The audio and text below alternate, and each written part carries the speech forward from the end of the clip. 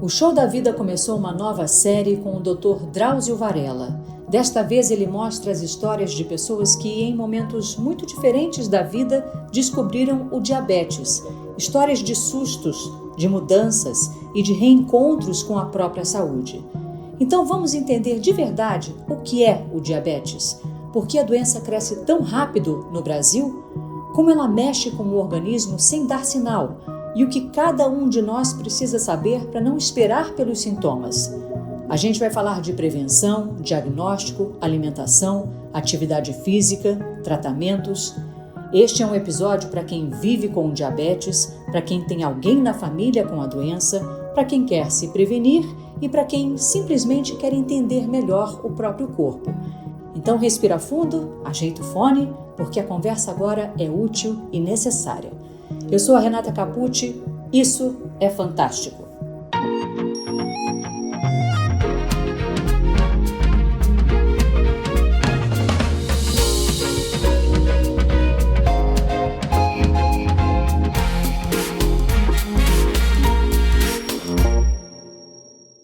Na nossa roda de conversa, eu e a minha parceira Maria Scodeler recebemos o endocrinologista Fernando Valente, da Sociedade Brasileira de Diabetes, e a nutricionista Maristela Strufaldi. Bem-vindos! Muito obrigada, é um prazer estar aqui, viu, com você. Obrigado, Renata. Prazer. Doutor Fernando, então, por que o diabetes é chamado de doença silenciosa? Renata, isso é muito importante. A maior parte das pessoas com diabetes não manifesta sintomas num estágio inicial.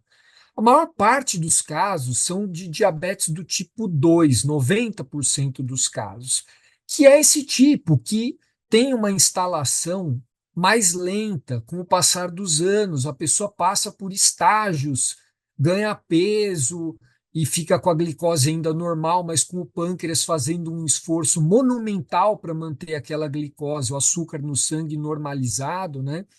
Depois a pessoa passa por um estágio de pré-diabetes, sem sentir nada, e a glicose está um pouquinho alterada, não chega a ter níveis muito altos de diabetes, mas também não são níveis normais. E finalmente chega o estágio de diabetes. Num primeiro momento, o pâncreas ainda produz insulina, não o suficiente para manter o açúcar no sangue normal, mas a pessoa, quando desenvolve diabetes, já perdeu em torno de 50% da função do seu pâncreas. E os sintomas só vão aparecer, Renata, quando essa perda pancreática já está ali em torno de 80%, 90% de produção. Então, isso leva muitos anos. E daí a importância de fazer os exames de rastreamento, quem tem fator de risco, antes, para identificar nesses estágios iniciais e para evitar a progressão da doença para esses estágios mais graves e evitar as complicações do diabetes que podem aparecer.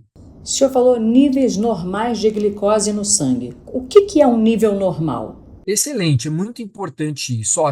Vamos falar aqui em dois exames básicos, né? Que é a medida do açúcar no sangue num jejum de pelo menos 8 horas, pode ser um pouco mais, e a hemoglobina glicada. É um exame de sangue que nem precisa de jejum para fazer.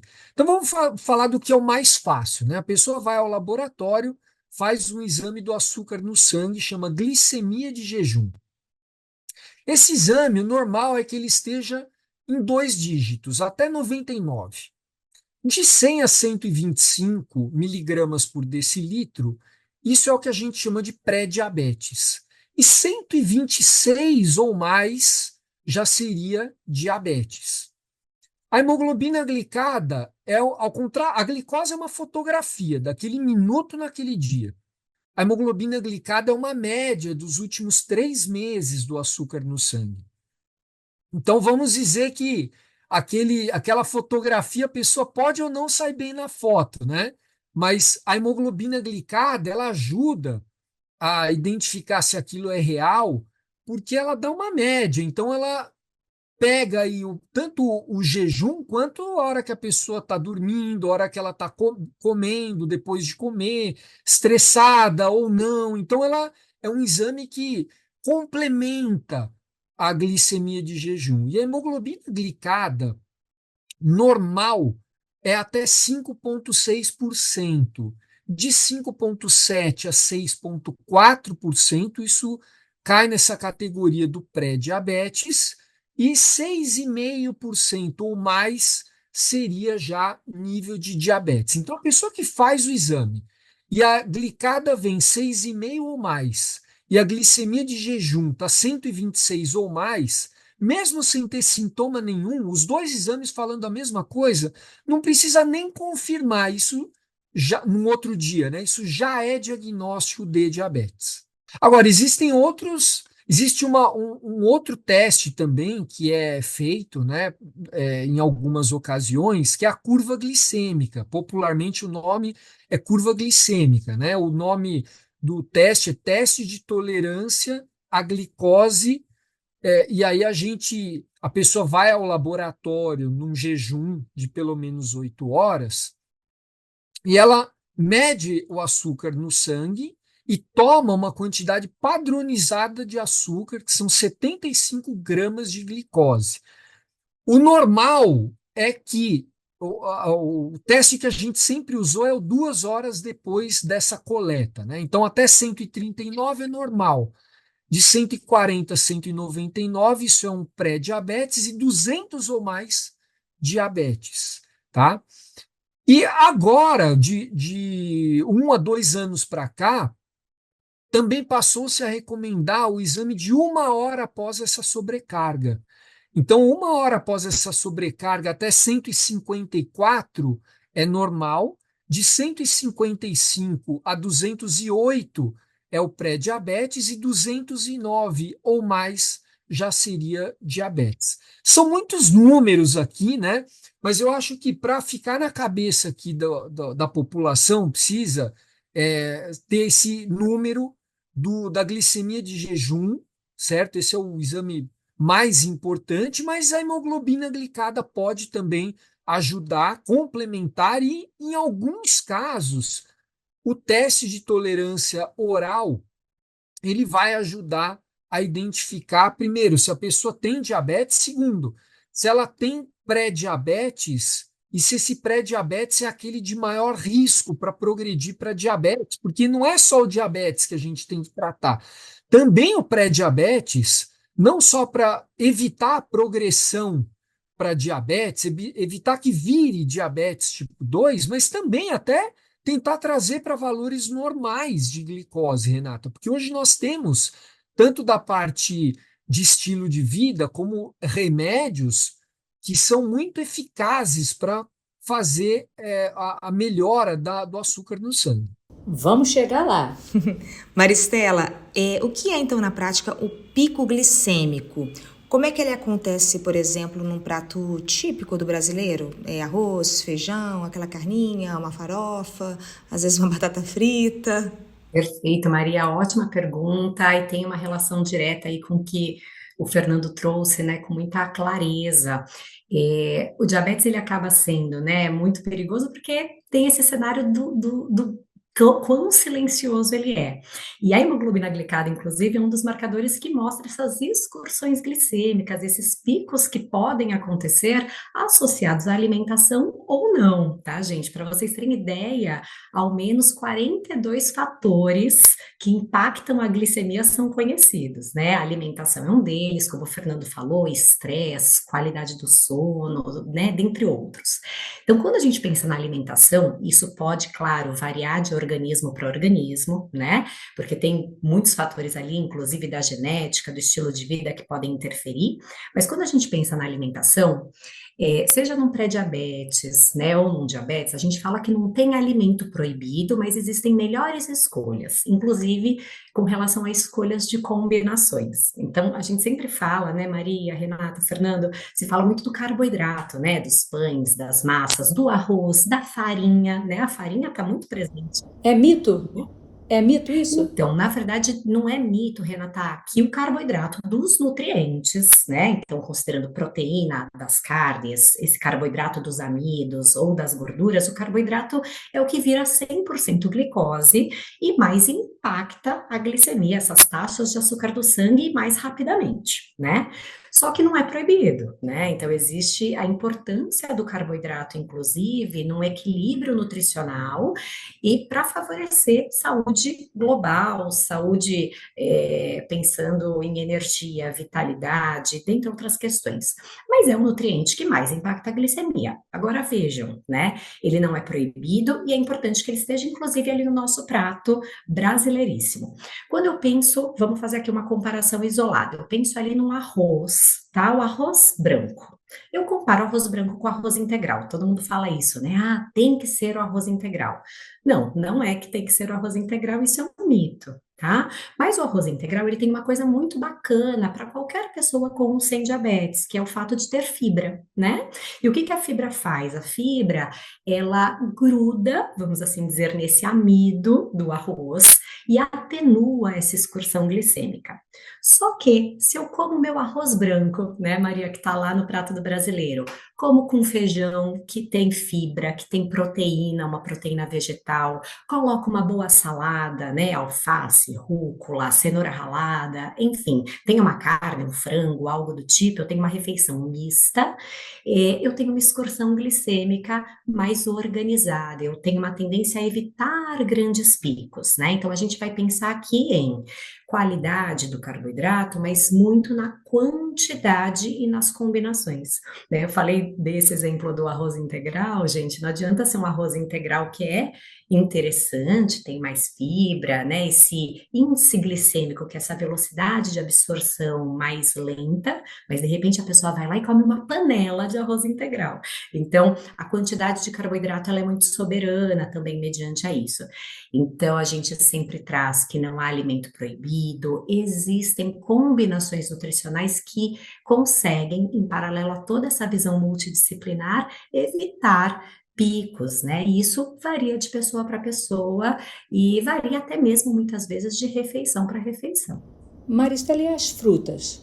Perfeito. Frutas maravilhosas, né? Já digo de cara aqui que não tem nenhuma fruta proibida, tá, gente? De verdade. Mas a fruta, vale a gente lembrar que a fruta ela tem frutose, que é um açúcar natural, né? E ela não é à vontade, porque a frutose, assim como outros carboidratos, seja o amido da batata, né? Seja a sacarose do açúcar refinado, a frutose ela faz um impacto glicêmico também. Então aqui a gente vai ter um cuidado que é o tamanho da porção da fruta, né? E também essas combinações que podem acontecer. Então, eu costumo dizer o seguinte: de repente, uma pessoa ali com diabetes, com pré-diabetes, pode comer, por exemplo, 3 porções, 4 porções de fruta no dia. Não são 4 melancias, né, gente? Então, o que que é uma porção, né? A gente fala que normalmente, seria uma laranja com bagaço no café da manhã, uma pera no lanche da tarde, um cacho pequeno de uva no almoço, eu fraciono essas frutas. O que que não é bacana fazer, né? Eu não vou, por exemplo, hoje eu não vou jantar e eu só vou comer fruta. Aí a pessoa vai lá, chupa 3 laranjas, come meia manga e ainda coloca, sei lá, um kiwi. Nesse caso, Renata, existe o quê? Uma grande quantidade de frutose num único momento. Por mais que eu tenha fibra nas frutas, essa quantidade de carboidrato tende a ser maior, e aí isso pode realmente ser um desafio para a glicemia. E existem, aí o que eu acho que vale lembrar é que existem frutas que têm menos fibra. Então, por exemplo, a banana, que todo mundo fala, ai, mas a banana, eu como a banana, sobe minha glicemia. Isso não é para todo mundo, né? Como eu disse, cada organismo é um, mas a banana, por exemplo, é uma fruta maravilhosa, mas é uma fruta com menos fibra, a gente come sem casca, né? Então, o que a gente fala às vezes é o quê? A pessoa vai comer uma banana, vamos comer essa banana juntando com uma fonte de proteína, por exemplo, um iogurte, coloca alguma fibra, né? Linhaça, chia, aveia, né? Então, essas combinações estratégicas permitem que a gente evite os picos que a Maria comentou e traga proteção, né, Fernando, cardiovascular. A gente costuma dizer o seguinte: o que a gente quer evitar no diabetes, e quando a gente pensa nessa saúde dos vasos, né, que tem relação com o coração, com o cérebro, com os olhos, com os rins, de forma simples de falar, a gente quer evitar um sangue caramelizado, um sangue açucarado, assim como a gente também não quer um sangue gorduroso, né? A gente fala muito dos controles do colesterol. Então, quando eu evito esses picos, eu protejo o meu pâncreas, né? Como o Fernando falou, para não ter aquela sobrecarga, pensando nesse fator que é a alimentação, e eu também permito, né, esse cenário de maior equilíbrio, tá bom? Você tá falando e eu pensando aqui que eu começo meu dia perigosamente, assim, muitas frutas. Ai, bota um bolinho também. Ai, eu tô super saudável. Só que não. A gente tá ouvindo aqui a Maristela rindo, assim, A nos gente vai se bastidores. identificando, né, com as falas Mas dela. até, gente, para não parecer um terrorismo com as frutas, tadinhas, porque as frutas são maravilhosas, são saudáveis, é o que eu comentei, é muito individualizado, né? Então, de repente, Maria fala aqui para mim, que é uma pessoa que não tem diabetes, mas de repente tem histórico na família, tá cuidadosa com isso. Para qualquer pessoa, a gente sempre fala que é importante pensar nas porções, são porções individualizadas, e preferir fruta do que, por exemplo, suco de fruta, né? Que eu tenho ali uma alta concentração, tenho menos fibra, tenho uma alta concentração de número de frutas numa única vez. Mas de repente, Maria, você faz exercício, você não tem nenhuma alteração glicêmica, pode não ser um problema. Mas o equilíbrio dos nutrientes desses grupos alimentares é bom para todo mundo, por vários motivos, e isso é muito interessante para a gente trazer. Posso até aproveitar, só para não perder esse gancho do café da manhã, a gente falou que é importante as pessoas saberem que excursões glicêmicas acontecem em todas as pessoas, às vezes, inclusive, uma pessoa sem diabetes. Uma coisa clássica nossa do brasileiro, dependendo da região do Brasil que tá. Tem lá Sudeste, né? Às vezes tem o pãozinho francês e um cafezinho de manhã, né? Eu só tenho ali o amido do pão, né? Um pãozinho branco, mais nada.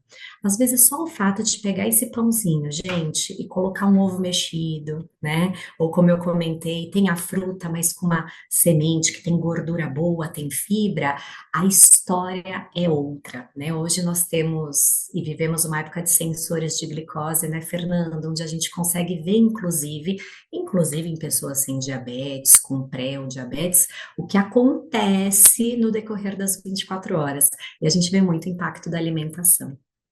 Doutor, qual é a diferença mais importante entre os tipos 1 e o tipo 2?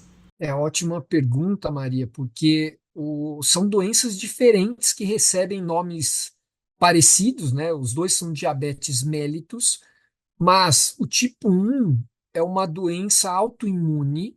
Eu falei lá que o tipo 2 a pessoa, quando descobre, perdeu 50% do pâncreas, né? O tipo 1 tem uma instalação aguda.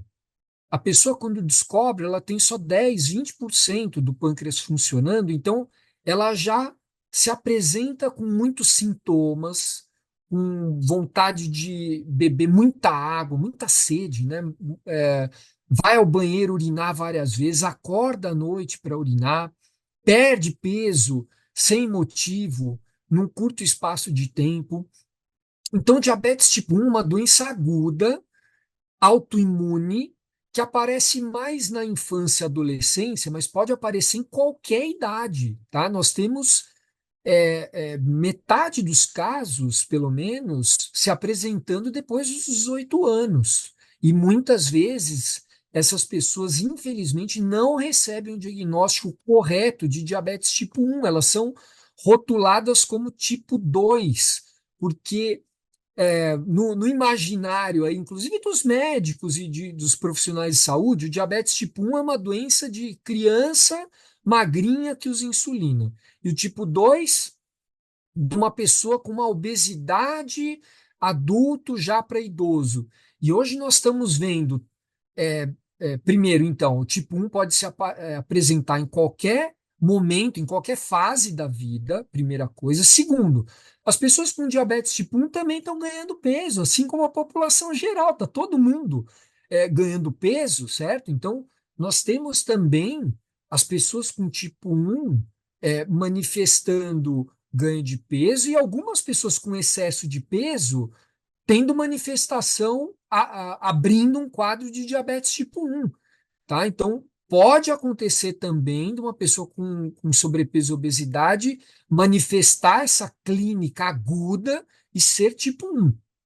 E por outro lado, só para complementar, Maria, é muito importante, a gente tem visto o diabetes tipo 2, que antigamente era uma doença que manifestava depois dos 45 anos, né?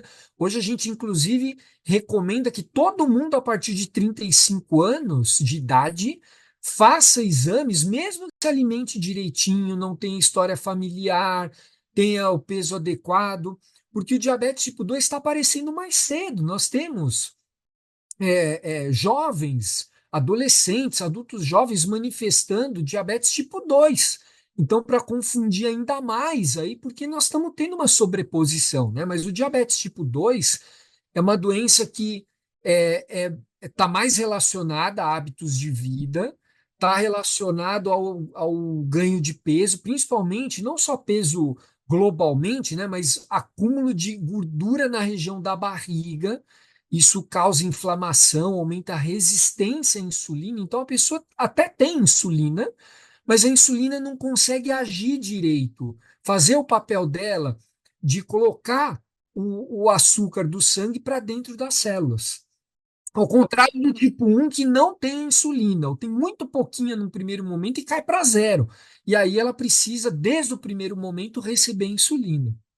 Nos dois casos, a pessoa precisa ter uma predisposição genética, mas no caso tipo 2, no diabetes tipo 2, também os hábitos de vida também são preponderantes. Exatamente. Os dois casos, a pessoa tem lá uma predisposição genética que aumenta o risco dela desenvolver diabetes, certo? E aí o tipo 2 é uma junção aí de predisposição genética com esses fatores de estilo de vida, né? Nós falamos muito aqui de alimentação e é um dos fatores mais importantes, mas é como a Maristela falou, né? Tem outros fatores que interferem diretamente tanto impactando a glicose agudamente ali, na alimentação, no estresse, como em longo prazo. Então, vou citar alguns aqui relevantes.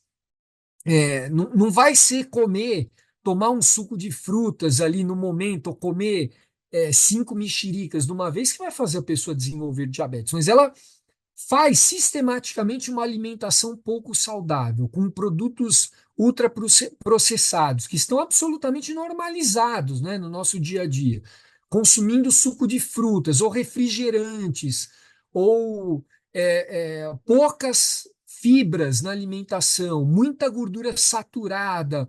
Então, tudo isso em longo prazo vai ser um fator a mais. A pessoa é sedentária, não faz nenhum exercício, ou, ou mais, né? Faz pouco exercício e passa o dia inteiro sentado. Isso virou uma coisa também absolutamente normal, né? Da pessoa ficar sentada e o tempo sentado aumenta o risco de diabetes.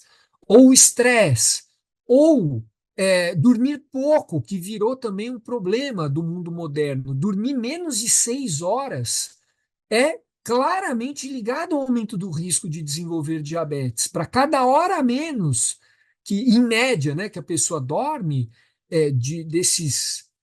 principalmente a partir de 6 horas, o risco aumenta em 10% da pessoa. Agora, doutor, o senhor está falando das causas. Eu queria saber quais são as complicações que um diabetes não tratado podem ocasionar. São muitas complicações. O diabetes ele pode diminuir significativamente a expectativa de vida, certo? Então já reduz tempo de vida em questão de 6, 10 anos, às vezes, ou até mais, 12, 14 anos, dependendo se a pessoa tem as complicações, né? Se tem infarto, tem derrame, que é a maior causa de morte nas pessoas com diabetes. Esse é o grande perigo, né? Porque é, o, o, 6, 7 pessoas com diabetes vão morrer de doenças cardiovasculares, de infarto. Isso pode ser do dia para a noite.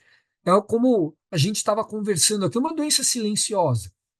E as complicações também são silenciosas, certo? O próprio infarto, ele pode se manifestar de modo atípico, não com aquela dor no peito clássica, mas a pessoa pode ter um enjoo, um mal-estar, vômitos, e como existe uma das potenciais complicações, chama neuropatia diabética, certo? Então, as pessoas normalmente ligam com maior risco de amputação, e esse é um medo mesmo, né? Mas o próprio coração é enervado e a pessoa pode ter um infarto sem dor, tá? Só com esses sintomas de mal-estar, enjoo. E além disso, as principais complicações mais conhecidas são na visão e nos rins. É muito importante, é uma grande causa de cegueira totalmente evitável, de falência renal. Por isso a importância, né, do diagnóstico precoce, porque muda o curso de tudo isso, né? Totalmente. Se a gente fizer o diagnóstico precoce, Renata, desde o momento que a pessoa desenvolve a doença, lembrando que pelo menos 1 em 3 pessoas com diabetes tipo 2 não sabe que tem a doença, já tem a doença e não sabe. No mundo, esse número é metade das pessoas, certo? E só 1 em 9 pessoas com pré-diabetes sabe da sua condição. Mas se a gente faz o diagnóstico no momento certo e faz o tratamento correto e alcança as metas, e aí quais seriam as metas, né? Hemoglobina glicada abaixo de 6,5%, ou pelo menos abaixo de 7%. Estamos falando aqui das pessoas que têm diabetes, tá? Só para vocês terem uma ideia, cada 1% a mais da hemoglobina glicada aumenta em torno de 12% o risco de um infarto. Então, tem relação com a descompensação do diabetes. Se a pessoa tiver diabetes, mas fizer tudo direitinho, entrar na meta, tomar o remédio certinho, e cuidar das comorbidades associadas, né? Da pressão alta, do colesterol. Então, ter a pressão abaixo de 130/80, ter os níveis de colesterol ruim, o LDL, abaixo de 70 ou de 50, dependendo do caso. Então, se a pessoa parar de fumar, se a pessoa fizer tudo isso, tem estudos que mostram, desde o começo, né? Importante falar, tem estudos que dizem que o risco passa a ser igual ao de uma pessoa sem diabetes. Olha que informação importante. Então, mostrando realmente que não é uma sentença ali de morte, né? Que a gente tem muito o que fazer por essa pessoa. E só para complementar, eu falei que o tipo 2 precisa fazer esses rastreamentos. A pessoa com diabetes tipo 1 também precisa anualmente fazer esses rastreamentos para complicações, mas como é uma doença aguda que a gente sabe exatamente quando começou, ela precisa começar a fazer essa triagem depois de 5 anos de doença. Mas é muito importante que ela faça também, porque fica parecendo que por ser jovem não vai desenvolver complicações e ao longo do tempo isso pode aparecer. Agora, Maristela, eu queria te pedir para falar dos ultraprocessados. Quais são os mais consumidos pela galera jovem? Por que eles têm tanto impacto assim na glicemia e na inflamação do organismo? Ótima pergunta, Maria. O Fernando, inclusive, lembrou aqui dos ultraprocessados que estão aí normalizados. Eu falo que eles não são convidados, muitas vezes eles bancam de bons moços pela embalagem, né? E as pessoas, inclusive, consomem achando que estão fazendo um grande negócio. E nem só nas pessoas jovens, nas pessoas mais velhas, criança, enfim.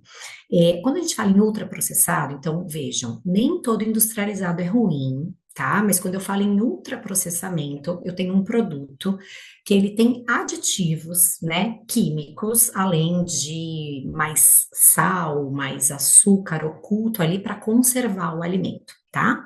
Vou primeiro para todo mundo entender o que é um ultraprocessado, né, e quais são os mais comuns. Então, vou trazer um exemplo aqui, usando a fruta como nossa referência. Então, eu tenho ali um abacaxi, né? Abacaxi é um alimento, comida de verdade, alimento in natura. De repente, eu tenho um abacaxi desidratado. Esse alimento, ele é um minimamente processado, né? Ele teve um processamento, mas ele não teve adição de nada ruim. E aí eu tenho um suco sabor abacaxi que nem abacaxi tem. É aí que mora o perigo, né? Então, quando eu penso nesse suco de pozinho, nesse suco que tem acréscimo de um monte de substância química, né? Feita ali realmente em laboratório, vamos assim dizer, ele é um produto alimentício. Exato, corantes, né, dentre outros elementos. Então, o que que a ciência tem mostrado para a gente, né? A gente ainda está entendendo os mecanismos, ok? Porque até então a gente falava, tá, ultraprocessado ele tem ali mais gordura, gordura de má qualidade, a gente sabe que isso tem uma característica, por exemplo, pró-inflamatória. Acho que um exemplo clássico são aqueles franguinhos empanados, né? Aquilo é pré-frito e aquilo ali tem uma gordura, né, de adição, que é uma gordura com uma qualidade ruim. Essa gordura mais saturada, vamos assim dizer, ela tem relação com pró-inflamação, que tem a ver com a resistência à insulina, que o Fernando comentou. Então, esse é um mecanismo que a gente sabe, né? Macarrão instantâneo, biscoito recheado, que são os dos mais comuns, viu, Maria? Que a gente vê por aí, né? Suco de caixinha, muitas vezes. Ainda assim, o que a gente tem visto, que parece que nem só por isso, não é só pela caloria, pela gordura de má qualidade, né? Esses aditivos talvez alterem um grande órgão que é o nosso intestino, tá? A microbiota intestinal e as bactérias desse intestino estão aí na lupa da ciência já há alguns bons anos, e a gente sabe que o intestino, ele tem uma relação direta também, como tudo no nosso corpo, inclusive com a produção de alguns hormônios que estão associados a essa regulação também do açúcar do sangue, né? Da glicose. Então, a gente tem entendido já com bastante evidência que uma comida mais natural, né, a gente ter alimentos menos processados, é voltar para a comida. Se a gente for pensar na comida brasileira, gente, é o arroz, é o feijão, é a carne, o peixe, mas não é aquele empanadinho ruim, né, que a gente vai ali fazer refogado, grelhado, assado, verdura, legumes, fruta, né, a tal comida né, comida de verdade que tende a fazer diferença. Então, a gente consegue trazer mais saúde à mesa. Comer saudável, gente, não é e não precisa ser caro, né? O Fernando trouxe uma questão importante quando a gente fala de alimentos, que a gente peca muito e tem inúmeros dados no Brasil e no mundo que é o baixo consumo de fibra, tá? Quando eu falo em fibra, gente, a gente está falando do básico, é feijão, é verdura, é legumes, é cereal integral, então a aveia, né, o arroz integral, é o milho, né, o milho maravilhoso, é aí o caminho do sucesso, né? Então, a gente entende que tem uma frase clássica na nutrição que é descascar mais e desembalar menos. É uma boa estratégia simples do dia a dia que tem a ver com prevenção e com tratamento quando o assunto é diabetes, obesidade, dislipidemia, né? Relacionado ao colesterol e assim por diante. Gente, outro assunto que vai ser abordado na série do Dr. Drauzio Varella, no Fantástico, é a relação entre o diabetes e a menopausa. E aí, doutor, fica a seguinte questão para o senhor. Como se não bastassem todos os sintomas, ainda temos essa, pelo amor de Deus, fala pra gente o que acontece no corpo da mulher na menopausa que ainda aumenta o risco de diabetes. De fato é um problema, Renata, porque depois que a mulher para de menstruar, né, a menopausa cai muito os níveis de estrógeno e as mulheres tendem a ter uma redistribuição da gordura do corpo. Tem, tá? Não é só ganho de peso, tende a acumular um pouco mais de gordura na barriga. É claro que tem gente que tem uma predisposição maior a ter esse acúmulo. Então, esse realmente é um problema. A terapia hormonal da menopausa, ela já foi muito demonizada. Eu acho que é importante também resgatar aqui que ela pode, se não houver uma contraindicação, ela pode ajudar muito nesse processo, tá? Mas, de fato, é um momento delicado em que muitas mulheres têm uma redução da qualidade de vida, não só pelo ganho de peso, mas uma piora do sono, por conta dos calores, né, dos fogachos, maior irritabilidade. e parece que as coisas caem mais nos ombros das mulheres também para resolver tudo, né, de casa. Então é realmente um momento delicado e aumento de risco. Existe uma potencialização do risco de desenvolver pré-diabetes e diabetes se essa mulher não tiver com bons hábitos de vida, né? Se tiver uma predisposição genética e tiver com a alimentação naquela vida corrida, isso que a Maris acabou de colocar aqui, de comer pacotinho, correndo, é, sem praticar exercícios físicos, estressada, não dormindo. Então, isso realmente pode ser um fator. E aí tem não só a terapia hormonal da menopausa, que pode ajudar, né? Mas existem várias outras orientações que podem ser feitas nesse sentido também, né? Hoje nós temos alguns tratamentos para a obesidade também, né? Que se essa mulher desenvolver a obesidade, infelizmente, os tratamentos mais eficazes e seguros, eles são também muito mais caros, então, de pouco acesso. Então, isso pode se tornar um problema, né? A gente tenta sempre orientar a modificação de estilo de vida, mas às vezes pode ser necessário um tratamento adicional, pensando não só em prevenir a instalação do pré-diabetes e diabetes, mas tratar quando devidamente diagnosticada. Tem uma informação importante aqui, né, Fernando, que é bacana a gente trazer. O Fernando falou bem que na menopausa a gente tem essa mudança da composição corporal, dessa distribuição da gordura, né, por essas variações. E a gente sabe que o exercício aí na mudança do estilo de vida é remédio, né, literalmente. O que acontece também no decorrer da vida, isso também para os homens, né, é a redução de massa muscular. Então, quando a gente pensa no músculo, o músculo ele é conhecido hoje como um órgão endócrino. Então, a contração muscular, ela tem um papel, inclusive, na retirada de açúcar do sangue. Então, quando eu penso ali na menopausa, se eu ainda não comecei a fazer um exercício direcionado, tudo isso que o Fernando falou, né, gente? Então, tem a questão do sono, de repente, uma meditação vai auxiliar, a atividade física pode contribuir, eu vou me alimentar melhor, tudo isso vai ser bacana. E a atividade física, tá? Todo movimento conta, mas a gente pensar na atividade de força, né? O exercício resistido, a musculação, um treino mais funcional, um pilates que seja, mas estar em movimento gera benefício aí para o organismo todo, e nessa distribuição de gordura, pelo menos essa manutenção da massa muscular gera uma proteção muito grande, inclusive nesse universo do diabetes. Eu sei que são muitos pratinhos para equilibrar, né? E acho que o Fernando trouxe bem aqui como nosso homem da roda, de que existe uma sobrecarga mental, muitas vezes, pelo contexto da sociedade na mulher, são muitas coisas para pensar, para lidar, mas o autocuidado não pode ficar de lado. E se a gente chega na menopausa e ainda, de repente, não começou, pensou mais na alimentação do filho, do marido, da mãe, do pai, não parou para pensar na sua alimentação, no seu exercício, é um bom momento para recalcular a rota e melhorar e olhar para si de uma forma gentil e carinhosa, né? Aí tem outro momento também da mulher que também tem que ficar atenta, porque no Brasil, diabetes gestacional é bastante frequente, né, doutor? Por que que ela é um aviso? Por que que é um aviso para o futuro da mãe e do bebê? Essa questão do diabetes gestacional é extremamente importante, Maria. Primeiro porque o diabetes gestacional pode trazer complicações durante a gestação e no parto.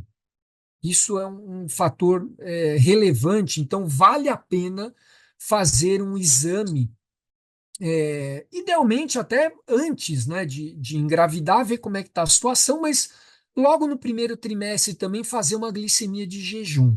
Tá? E aqui é importante dizer que a glicemia de jejum considerada normal, o valor é diferente, não é até 99. Então, a partir de 92 já é considerado, na gravidez, já é considerado um valor alterado, tá?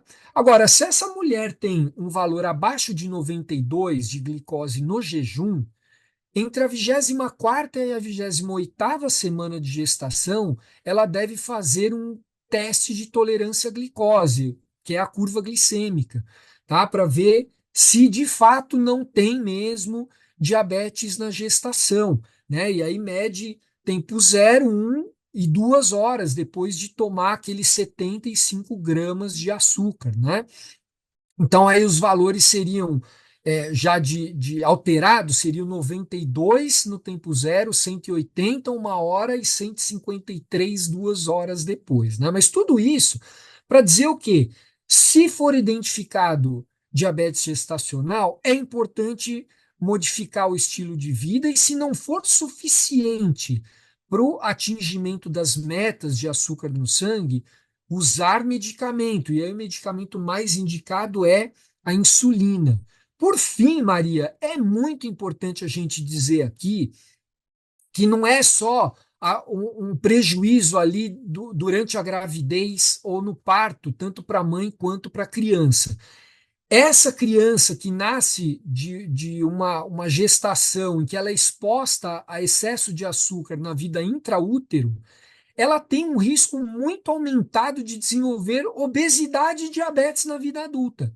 Então, esses casos que a gente está vendo, por exemplo, de jovens desenvolvendo diabetes tipo 2, muitos deles tiveram os primeiros dias de vida conturbados, tá? Tanto ali na vida intraútero, quanto ali nos primeiros dias pós-nascimento, alimentação ruim.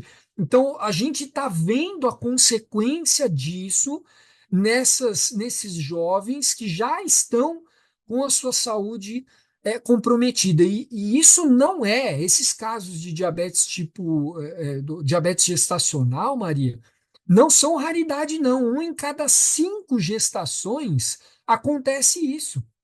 Então, a gente tem que 1 em 5, a gente tem que ativamente buscar isso.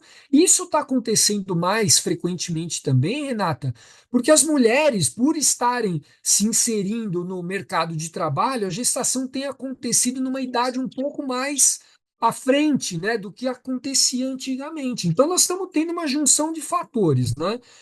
Tem esse fator da mulher engravidar um pouco mais tarde, tem os fatores alimentares, a vida corrida, o sedentarismo, o sono conturbado, tem muitas já geneticamente não são muito favoráveis ali, o risco é aumentado. Então, de fato, nós estamos vendo um círculo vicioso aí, né? Porque as pessoas estão desenvolvendo mais cedo, aí muitas engravidam, porque o diabetes gestacional é um diabetes que acontece durante a gravidez, né? A placenta produz hormônios que atrapalham a ação da insulina.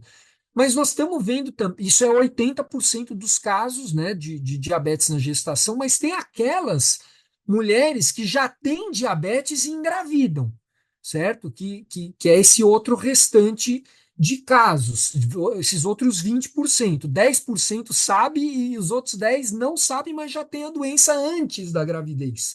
Tá? E aí vai ser um problema, porque essa criança vai nascer já com risco aumentado de desenvolver obesidade, diabetes e outras doenças metabólicas. Entendi. A gente poderia passar assim horas e horas e horas falando sobre diabetes, né? Mas eu tenho uma última pergunta para vocês dois, para a gente terminar. A gente sabe que com os tratamentos modernos, mais pacientes estão conseguindo viver bem com diabetes. Eu queria saber de vocês dois, qual é a diferença entre controle e qualidade de vida? Uau! Olha, que dá para filosofar, hein, Renata? Controle e qualidade de vida. Eu acho que essa resposta pode ser muito individual, né? O que é qualidade de vida para mim pode não ser para você, mas existem, sem dúvida alguma, acho que quando a gente fala em controle, o controle do diabetes, estar dentro das metas, né? A gente tem ali realmente esses índices dentro do que a ciência mostra, que gera minimização de risco, de complicações. Mas o mais importante sem dúvida alguma, acaba sendo a qualidade que isso gera, né? Então, se a minha visão continua íntegra, né? Se eu não tenho comprometimento de pés, né? Eu não tenho essa perda de sensibilidade, eu tenho energia, né, Renata? A gente fala que, por exemplo, um diabetes alto, descompensado, uma das coisas que acontecem, dentre as várias, é aquela glicose, que é o combustível, né? Tá no sangue e não tá na célula. Então a pessoa muitas vezes está cansada, exausta, sem vitalidade. Então, o controle do diabetes gera benefício de curto prazo, sem dúvida alguma, de estar mais disposto, né? Realmente de ter minimização de complicações, dores, dentre outros pontos, e a longo prazo essa vida longa, porque acho que é isso, a gente quer viver, a gente tem vivido mais, né? A longevidade está aí, mas a gente quer viver mais e melhor. Então, acho que a qualidade de vida pode ser para a Dona Maria ter energia para brincar com a neta dela, pode ser para o seu João poder, né, jogar seu baralho tranquilamente enxergando as cartas. Enfim, acho que aqui a qualidade de vida de cada um é muito valiosa e o cuidado com a saúde, né, vem em primeiro lugar e é patamar de favorecimento e sucesso mesmo. Renata, então, e aí a qualidade de vida, olha, não dá para a gente dizer que a pessoa com diabetes tem uma vida normal. Ela vai precisar de alguns cuidados, mas ela vai conseguir se ela fizer isso que a gente está chamando aqui de controle, né? De ter o autocuidado com o diabetes, isso é fundamental porque é uma doença traiçoeira, silenciosa, que se a pessoa negligenciar, simplesmente fechar os olhos para isso, ela vai ter a vida dela, entre aspas, normal durante alguns anos, mas vai ter um prejuízo lá na frente. O diabetes não é uma doença só que encurta a vida, é uma doença que maltrata, né? Uma doença que cega, que leva para diálise, e a gente não quer isso para as pessoas. E é possível, muito possível, que a gente consiga, através desse atingimento de metas, manter uma boa qualidade de vida. O que para mim é qualidade de vida? É a pessoa fazer aquilo que ela gosta, que ela quer fazer, que ela continue podendo fazer aquilo que ela quer fazer. Então, se ela quer fazer um esporte radical, pode fazer, mas precisa estar sob supervisão de uma equipe multidisciplinar, não só do médico, né? Dela ter um acompanhamento, estar com os exames em dia, fazer uma monitorização do açúcar no sangue, seguir dá um pouco mais de trabalho, né? Mas ela consegue levar uma vida muito próxima à vida de quem não tem diabetes. E às vezes a gente está falando aqui, né? Exercício, alimentação, às vezes pequenas mudanças. Eu acho que essa mensagem precisa ficar, Renata, Maria e a Maris. Tenho certeza, concorda com isso, que a gente trabalha junto e vê muito isso. Pequenas mudanças fazem um grande bem. Então, vou dar alguns números aqui. Se a pessoa, isso está lá na diretriz da Associação Americana de Diabetes, se uma pessoa com diabetes caminha 5 a 6 minutos a passo rápido, ela pode ganhar 4 anos de expectativa de vida. É muito pouco para muito benefício. Então, a pessoa não come nenhuma fruta, passa a comer uma. Já é um grande salto. Se ela não tem como fazer exercício, faça esses 5 minutos, ou então passa o dia inteiro sentado. Cada 30, 60 minutos, levanta, anda 3 minutos. Isso é um ganho para a saúde de um tamanho indescritível, sabe? Então, pequenas coisas podem promover grandes benefícios e prevenção das complicações. Inspiradora essa sua fala, doutor. Ah, que bom, que bom. Dorme 6 horas, 5 horas, passa a dormir 6 e assim por diante, né? Faz uma meditação de 3 minutos. A gente nunca tem tempo para nada, né? Poxa, mas eu não tenho tempo para ir para academia 1 hora. Olha, anda 3 minutos ali, mora no segundo andar, usa a escada.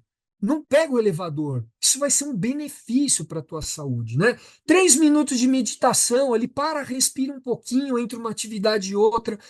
Não é tão difícil atingir isso se a gente começa pequeno e ainda corre o risco de gostar e querer aumentar. Doutor Fernando, Maristela, foi muito bom receber vocês. Muito obrigada por esse papo tão gostoso e tão esclarecedor também. E já estamos ansiosos pelas novas reportagens da série No Show da Vida. A segunda vai mostrar as histórias de jovens que vivem com diabetes. E a terceira, a saúde da mulher versus o diabetes. Muito obrigada. Esse nosso episódio foi editado pela Letícia Mâncio com supervisão da Perla Rodrigues. E você, querido ouvinte, eu espero que você tenha gostado e agora saia desse pod muito bem informado sobre o diabetes. Na semana que vem, eu e a Maria esperamos pela sua companhia novamente, com mais um Isso é Fantástico.